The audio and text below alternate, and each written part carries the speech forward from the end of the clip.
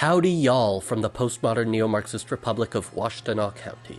I'm Danny Domino Dominorum et Rex Rexarum, Simplus Christianus Pueris Mentalis Doctor, the Highlighter Thief, fifth coming of Jesus Christ of Nazareth. Recently I heard about an interview on NPR with a prominent Southern Baptist church official and W. Bush superfan called Russel Moore. Heard about it on YouTube, I should say. I'm 25, I'm obviously not listening to the radio. But either way, on Na Plus Ratio, or whatever it's called, Russel Moore discussed a trend he's been seeing within the church that surprises and perturbs him. Which is funny because anyone who's been paying any attention to the climate in America would realize it was only a matter of time until this happened. That and Russel Moore helped to bring this about himself. He told the interviewer that church leaders come up to him and tell him that their congregants keep calling Jesus a woke candy-ass soy boy bleeding heart liberal. Which, to be fair, he kinda was. Think about it, if the Gospels are to be believed, he was a migrant refugee, he was for wealth redistribution and against the profit motive, he was ardently anti-war. Seems like the only sects who kept Jesus' platform on war are like the Church of Friends, aka Quakers, and the Church of No Friends, aka Jehovah's Witnesses. You really think Jesus would support tax cuts for corporations? You think he'd support the Afghanistan war? You really think he'd vote for Trump, Bush, or even Reagan? No. Obviously not.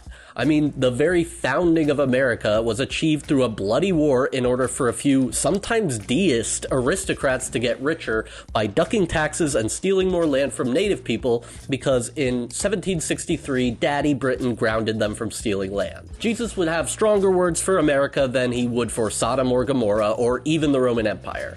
One of the grave sins of Sodom was that they refused to provide a social safety net for their poor. Sounds a bit fucking familiar. So it's safe to say that America wouldn't exactly be Jesus' favorite nation. That would probably be Vatican City, not because it's the seat of the Catholic Church, but just to really thumb his nose at Rome. Either way, let's take a look at the Christianity x capitalism meet cute and how they became inseparable. This is that God's Father mixtape. The religious justification for feudalism was as simple as it was stupid. Basically, God said I get to rule. The Christian serfs were too busy simping for the king and dying of funny diseases to learn to read the Bible or know Jesus' real opinions, so the monarchy just claimed divinity. On top of that, in some areas, lay people were forbidden by law from reading vernacular Bibles. So if this was true today, for example, there would be no English language Bibles. We'd all still have to read them in Latin and consequently have no idea what any of it means.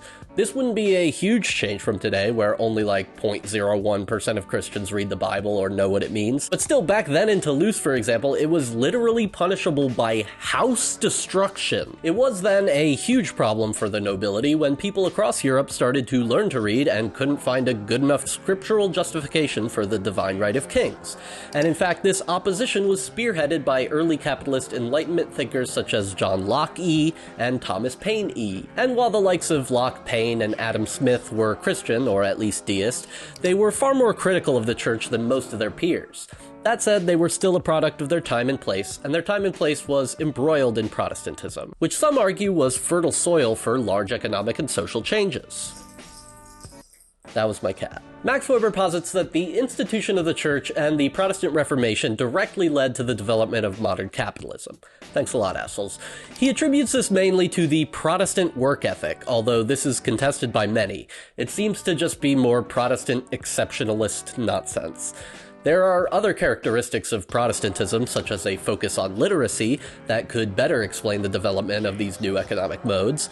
On top of that, Michael Novak points out that the Catholic Church set the stage for this by developing a network of administrative bureaucracy for their vast landholdings, as well as connections to merchants and specialized laborers, and the Protestants would have been unable to industrialize without this pre-existing infrastructure. Plus, the Protestants weren't even the first to do a capitalism. As far as we can tell, the first capitalists would be the Cistercians, a group of Catholics from the 12th to 14th centuries who decided to get up off their asses and do a bunch of stuff. So much stuff that they were later said to have the Protestant work ethic without the Protestantism, which is just about the nicest thing a Protestant could say about a Catholic.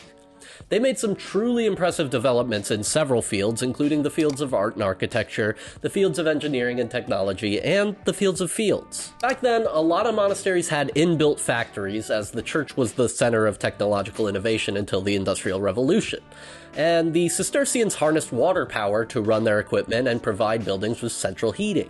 They worked extensively in metallurgy and developed agricultural fertilizer, as well as a vast distribution network for their products and innovations. England kicked off the Industrial Revolution with textile production. They can thank the wool and cloth-savvy Cistercians for developing the foundation on which this was built. And importantly, with all this development came a large workforce of lay brothers and paid laborers who, unlike the monks, had time to work because they didn't have to do god shit all day long. Specialized and paid labor was extremely unique at this point in history, where most labor was performed by serfs. The areas around these monasteries prospered greatly, and their ideas proliferated throughout Europe. So yes, Protestantism or Catholicism, Christianity was a large factor in the development of capitalism.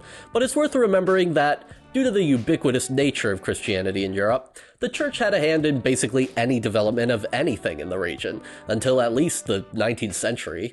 I'd say it's a pretty safe bet that capitalism would have developed apart from Christianity if it hadn't been there. There's nothing specific to Christianity that's prescriptive of capitalism. It just happened to be the religion that was there, and so we ended up with Protestant-flavored capitalism. Still, it's fair to say that early capitalism was easily compatible with Christianity, as it was just so much better, so much more Jesus-ish than feudalism. But European history is boring. So let's move over to America. Christianity has always been a part of the politics of America, except for the thousands of years of American history before the Christians showed up and called it America. The half-deist founders very clearly delineated between church and state, as hinted at in the First Amendment and solidified in the Treaty of Tripoli, which reads, "The government of the United States of America is not in any sense founded on the Christian religion." But when you have a country where everyone in power is Christian, the policy decisions that they collectively make are going to be heavily informed by Christianity and its values. And in fact, Christianity is enshrined in law to this day, as we can see by the Supreme Court's overturning of Roe v. Wade. There was and is still a widespread and insane belief that America was founded as a Christian nation ordained by God to be the city on the hill where European Christians could come and steal a massive resource-abundant swath of land to create an exemplary society for all the world to look to. And this Christian nationalist ideology has been used to justify the most horrific acts throughout our country's history, such as the near-total genocide of Native Americans and the mass enslavement of Africans, things that would later heavily inspire Nazi policy. In fact, Hitler specifically expressed that he wanted to do to Slavs what Americans did to Indians. He wanted to manifest his destiny across Europe, just like America did from sea to shining sea, with both parties using white, Christian, mostly Protestant supremacy as their justification. In the US, we had Manifest Destiny, the Nazis had Lebensraum. This was their fate, as outsiders, to conquer the whole of the land and its peoples, just as the Israelites did in Canaan. And I'm not even going to get into Zionism, which is the modern Israeli equivalent, instead of just taking the land from, the country who killed half of us? Funny thing is, this is basically reverting back to the feudalist, God said I get to rule. It's just instead of it being for a single monarch or family, it's for a racial or religious group.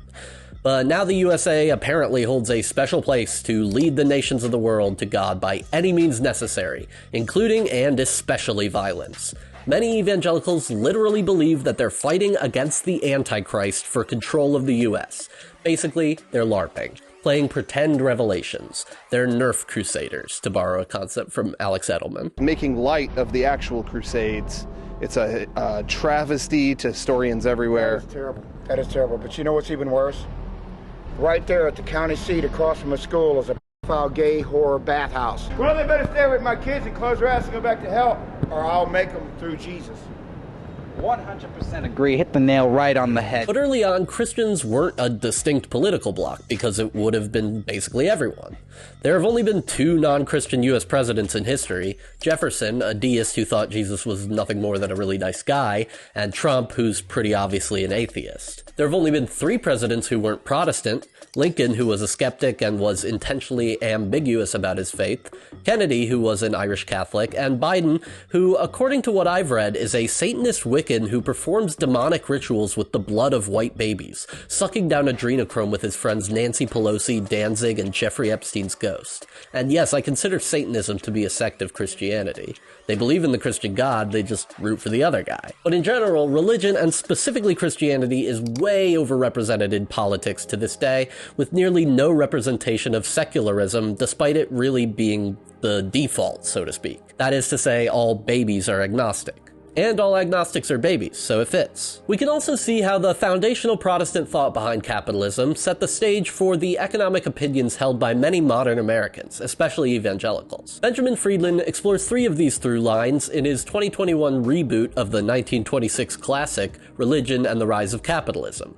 First is the overcompensational turn away from predestinarianism, as propagated by Adam Smith. This seems like a good thing. It's absolutely more rational to not believe in some god's unchanging plan for the rest of time. Smith thought that this would mean greater freedom of choice and class mobility. The problem is when you reject the de facto predestinarianism that our current system presents.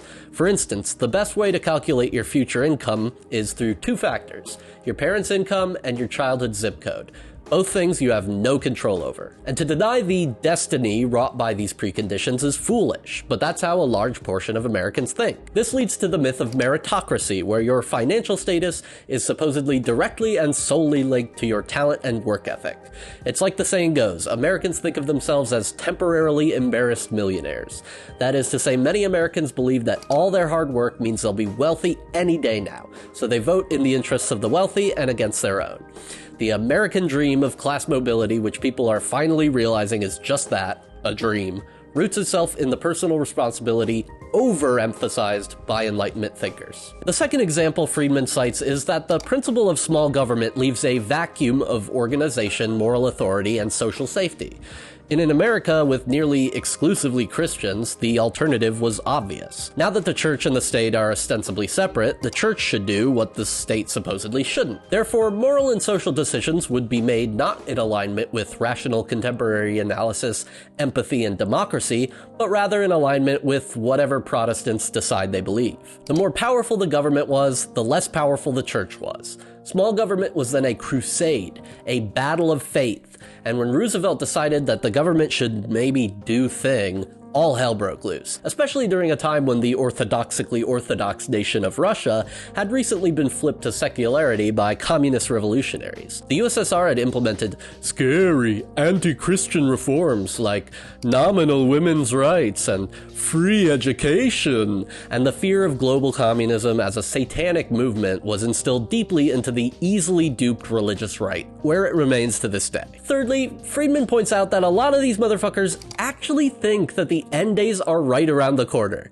and they don't mean the rational doomerist apocalypse scenarios like climate catastrophe or nuclear war, they mean revelations.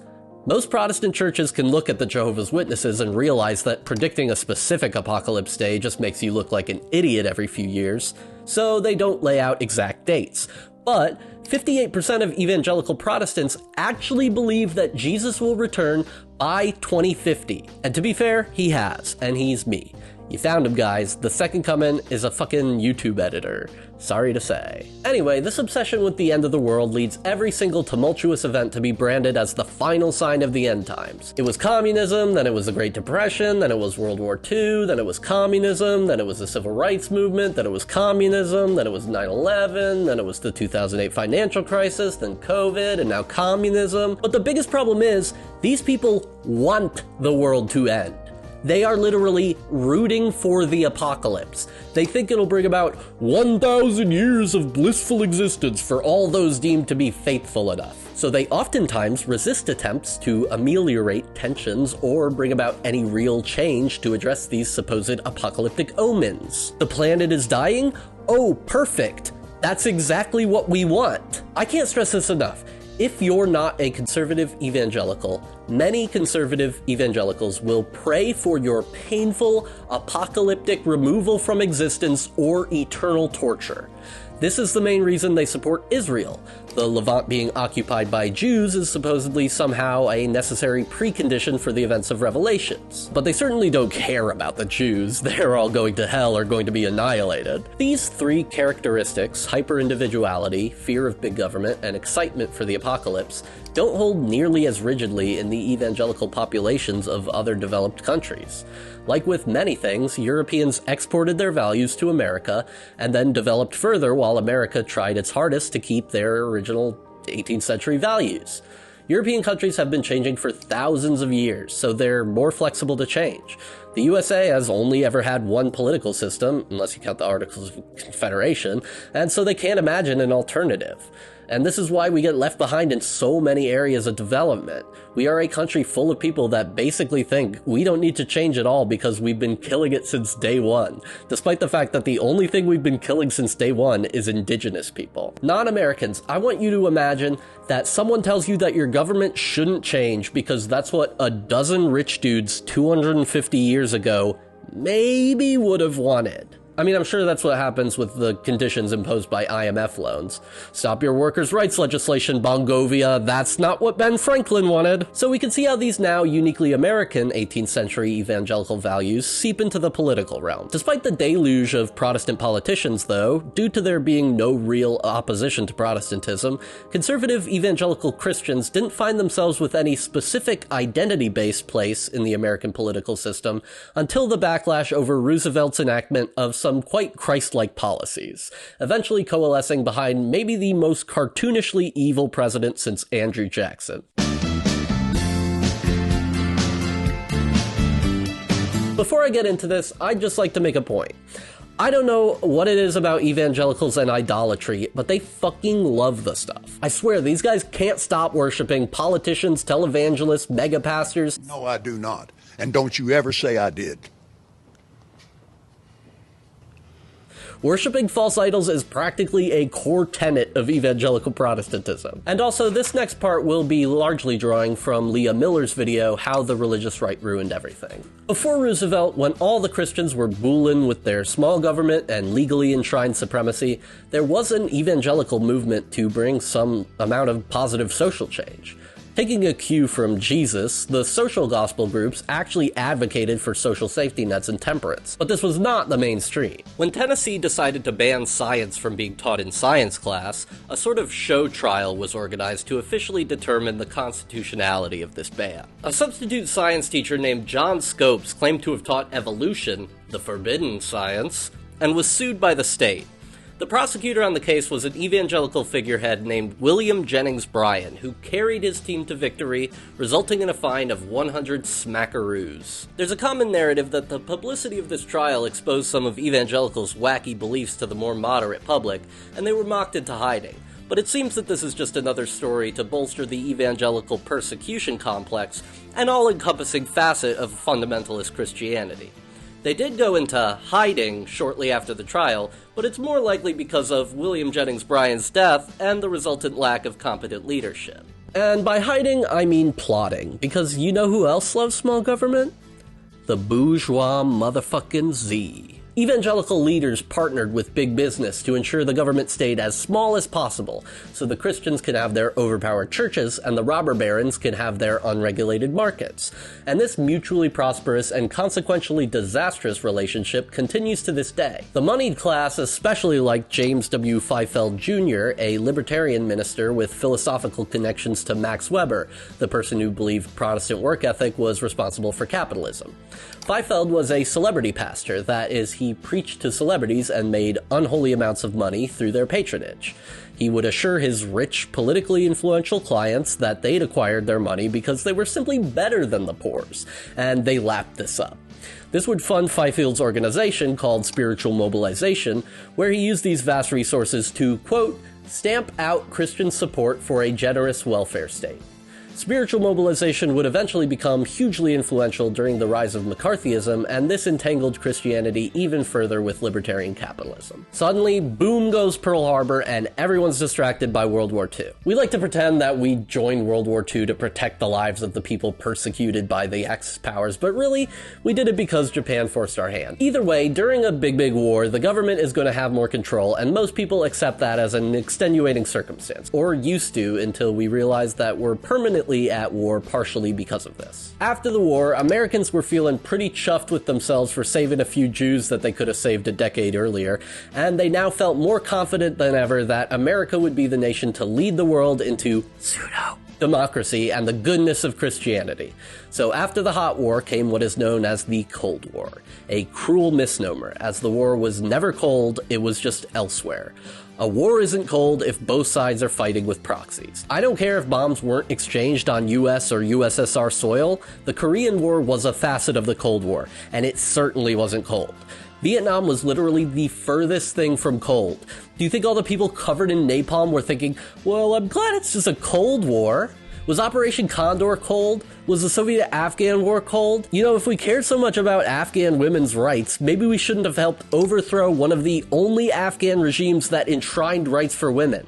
But nah, it's communism. So we have to give a bunch of weapons to the Mujahideen, who would later form the Taliban and Al-Qaeda. Tangent over, we're now at the beginning of the not Cold War. McCarthyism is here, and politicians are working with elite religious leaders like Feifeld to demonize those damn Reds. You know, the people who were our allies like 3 years earlier. The people who practically won World War II. McCarthyism was predominantly a Christian ideology, sort of like witch hunts were.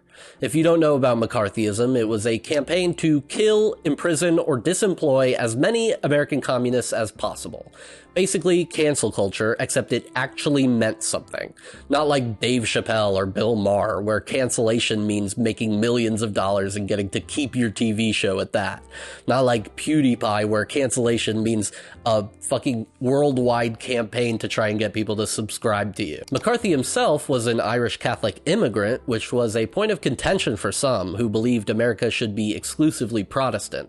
In fact, Catholics mostly voted Democrat at this point due to their persecution in the preceding decades. But McCarthy fully believed in the ordainment of America by God, and all of these Western chauvinist ideas I've been talking about were kicked into overdrive. This was before the Vietnam War and the Civil Rights Movement, and Americans were largely uninformed about or okay with our objectively evil empire, as Reagan would put it. Because it was still like a decade or two before we had to see burning babies on TV. So most Christians were pretty gung-ho about protecting America from the communists, who were widely associated with atheism, especially because of the influence of people like Marx and Lenin. The American Democrats were roped into this association due to Roosevelt's New Deal and Truman being president during the triumph of the People's Liberation Army, as if he could have stopped them. So Republicans did exactly what they do now. They cynically fed into this narrative in order to obtain power.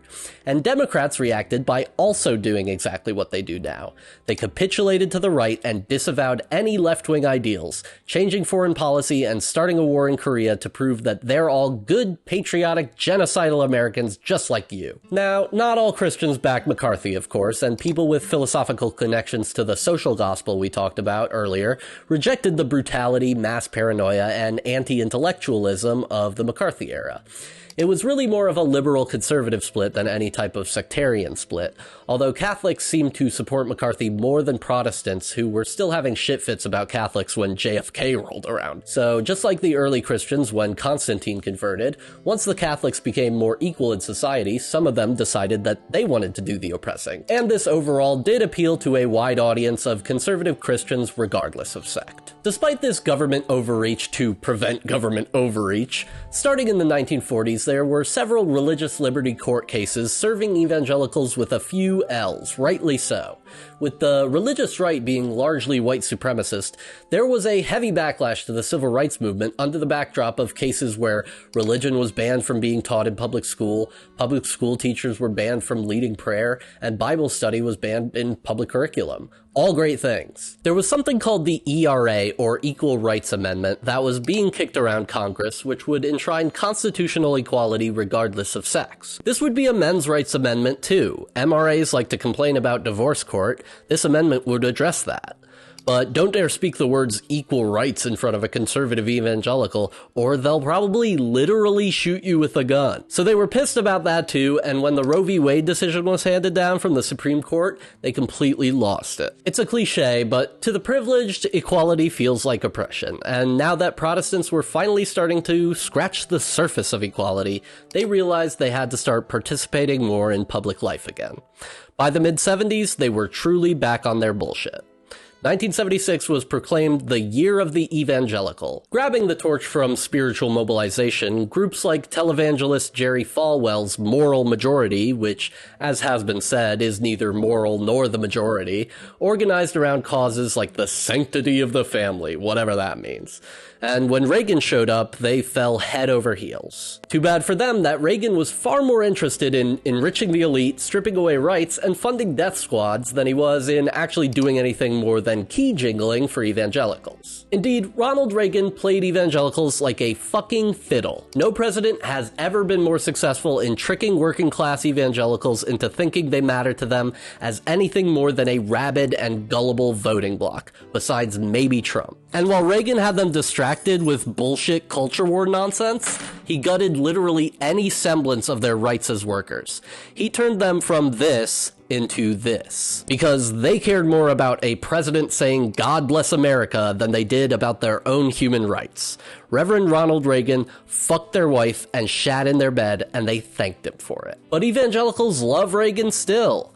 They love him for his rhetoric, they love him for his celebrity status, and most of all, they love him for setting a precedent for every subsequent presidential candidate to kowtow to evangelicals. So many presidential races and PR moves involve proving to America how good of a Christian you are. Every president says God bless America, every politician at the very least pretends to believe in this shit. These people are vindictive, they vote. A lot of them have generational wealth that their ancestors stole, and their church leaders are in bed with the most powerful capitalists in the country. They vote in extremists who appoint extremist judges on a local, state, and national level, and together with big business, they all but bribe every politician in both parties to kneel to their demands. Since Reagan's sweeping religious neoliberal reforms, every subsequent president has bent the knee to religious neoliberalism. Reagan was probably the worst president of the 20th century. Like, worse than Nixon. Hell, I'd take a Harding over Reagan any day. And toward the end there, Reagan would have actually managed to fail Trump's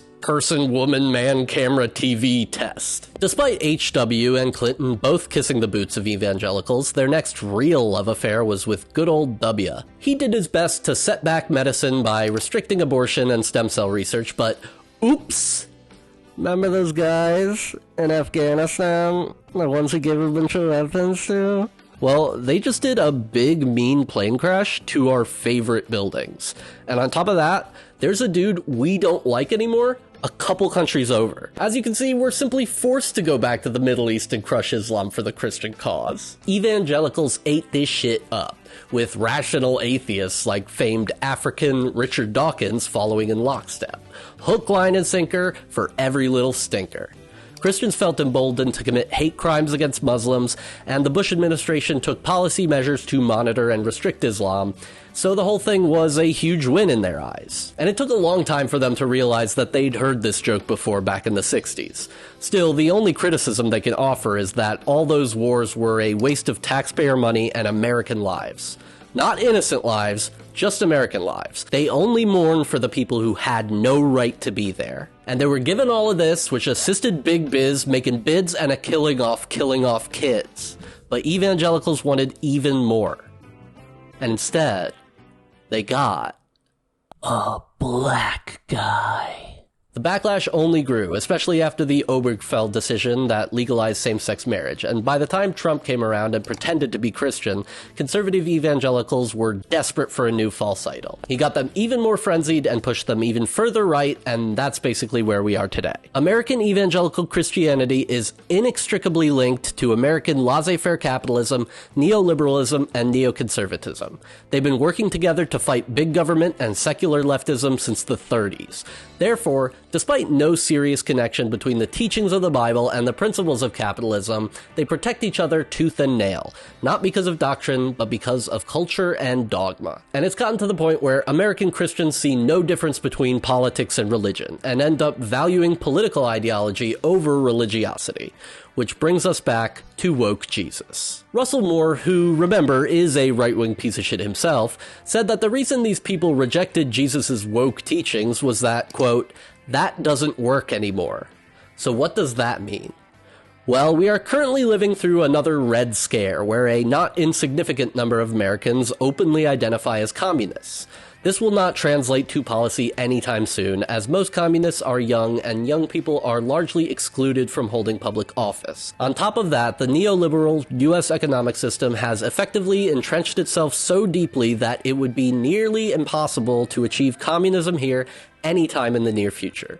Neoliberalism is like toothpaste that can't go back in the tube. But on top of that, it perpetuates itself, becoming more and more unstable. But the frenzy over the culture war, a distraction if you'll remember, from class and social consciousness, has gotten so bad again that neoliberals are convinced that communism is just around the corner. They are whipped into a state of desperation, and due to the fact that their politics essentially are their religion, they feel they need to do everything they can to squash leftism, a threat to their very immortal soul, and see rejection of Jesus' liberal teachings as a necessary sacrifice to secure the future of their true faith, capitalism. When congregants say that doesn't work anymore, what they are saying is that it's more important to unite behind the right than to adhere to biblical teachings. It doesn't work because it allows wiggle room for Christians to be liberal or leftist. And just like Fifield Spiritual Mobilization Organization, just like the Moral Majority, just like all the other televangelists and church leaders,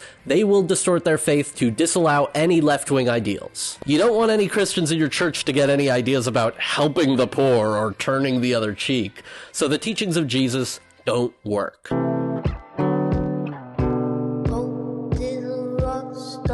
And it's not just the right-wing evangelicals that value political dogma over religiosity. Pope Francis, who's also a piece of shit, came out and presented my thesis for me while I was writing this video, but for Catholics instead, saying that many American Catholics are more loyal to politics than faith, and that Americans foolishly reject the fact that all things gradually change, including religion.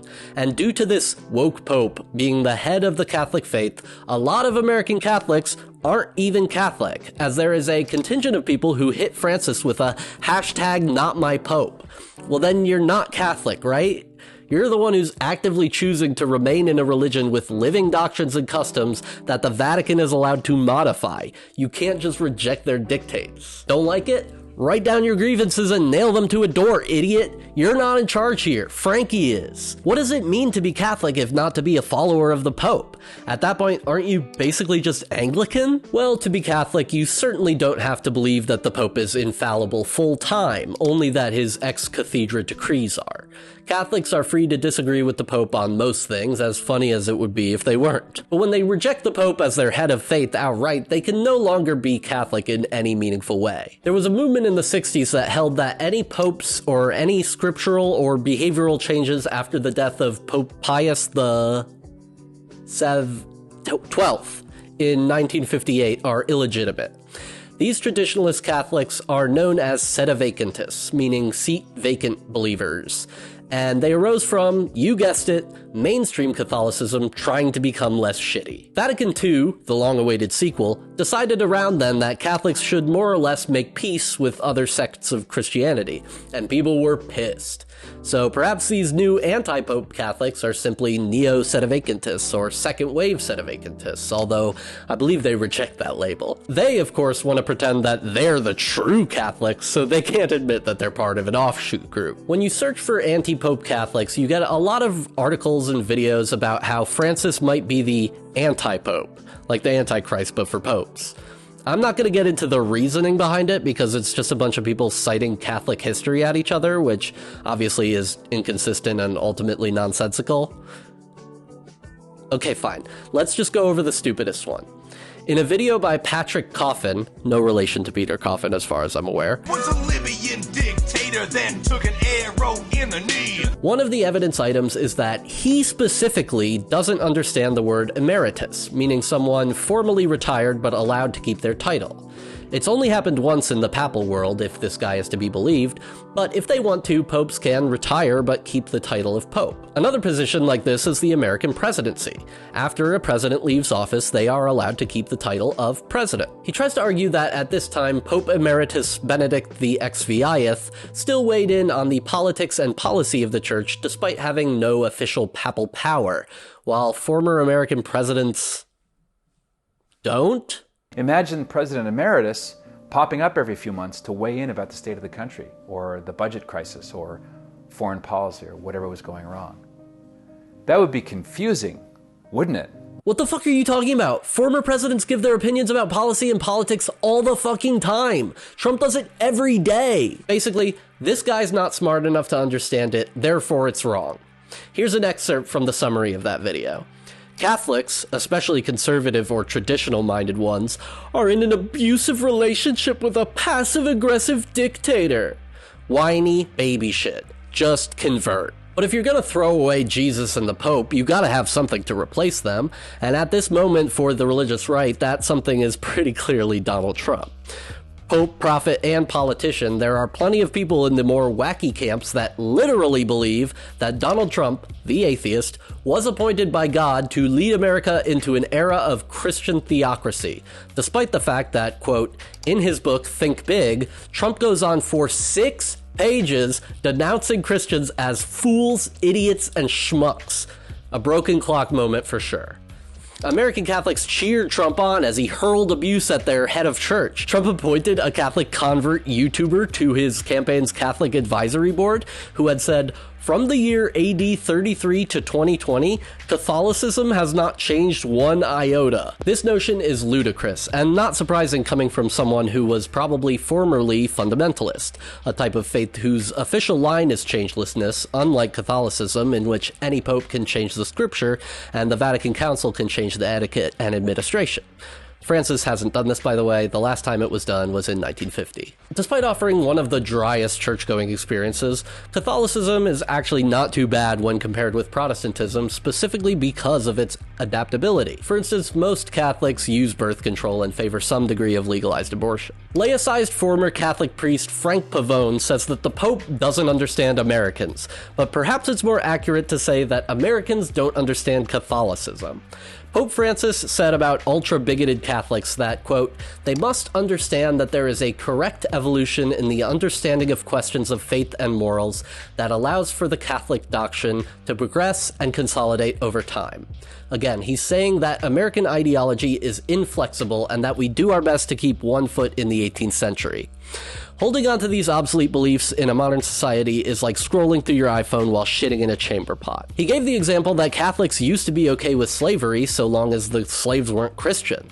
Obviously, these values changed despite the best efforts of conservatives then, and current values can change despite the best efforts of conservatives now. Because the thing is, Christianity, like every religion, is fickle and ambiguous. It's dialectical, changing to fit social and economic circumstances. If it wasn't, there wouldn't be so many sects and so much infighting. So the Spanish Catholic king can use the Christian Bible as justification for slavery in New Spain, and yet centuries later, the Quakers can use the Christian Bible to condemn the same practice. You only have to quote 1 or 2 lines to make basically any point you want, including arguments for and against capitalism. In fact, there are also a contingent of Christians who believe that Christianity clearly teaches the principles of communism, with poet Ernesto Cardenal saying, "For me, the 4 Gospels are all equally communist. I'm a Marxist who believes in God, follows Christ, and is a revolutionary for the sake of his kingdom." Basically, Jesus had a lot of left-wing views, as this video has made fairly clear, but also early Christians had an economy of sharing with no possessions after they got the idea from John Lennon. To me, this feels like it's probably a more sensible reading of the Bible, but building a societal structure around religious compassion would make a lot of room for religious discrimination. Christians have historically never been very good at playing nice with others, after all. But who's right? Well, there are a whole lot of fucking words in these books, and a good number of them are self-contradictory. There's no real point in analyzing the Bible to see which ideologies it would better conform with, so if you see anyone down in the comments quoting specific scripture to try to prove that the Bible loves capitalism, or that the Bible loves communism, or that the Bible loves anarcho-transhumanist, Eurosceptic cyber-utopianism with neo-Hegelian characteristics, or anything, that right there is a fool. Because we're not talking about the totality of Christian thought in this video. We are talking about one of the only constants between Christian sects, our main man, Jesus. Only the things that the main character of the Bible supposedly said and did, and not the boring filler episodes or Paul's lame-ass AO3 fanfic. Just the Gospels, man.